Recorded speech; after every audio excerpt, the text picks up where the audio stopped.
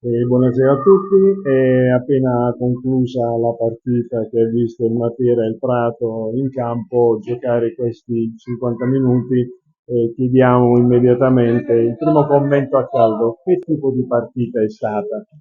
Penso sia stata una bella partita, giocata bene da entrambe le squadre. Siamo entrati, secondo me, molto bene all'inizio partita. Abbiamo avuto le occasioni, le abbiamo sfruttate.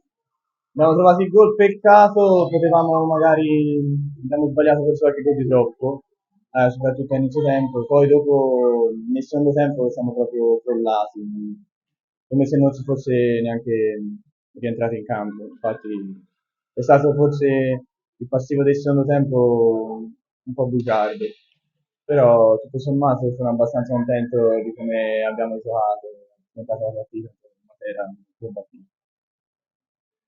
Sicuramente il Matera non è un avversario facile, nel secondo tempo, come dicevi, anche il Matera ha ritrovato psicologicamente una forma e una dimensione per poter andare. Però, come dicevi tu, partita comunque pulita, partita equilibrata, ce la siamo giocati.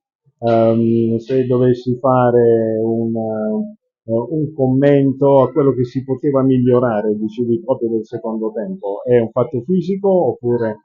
Sì, sicuramente è un fatto fisico e abbiamo avuto anche le nostre occasioni nel secondo tempo, ma non siamo proprio riusciti a sfruttarle. Magari dovevamo anche migliorare, curare un po' meglio la fase difensiva, che sicuramente nel secondo tempo è mancata rispetto al primo.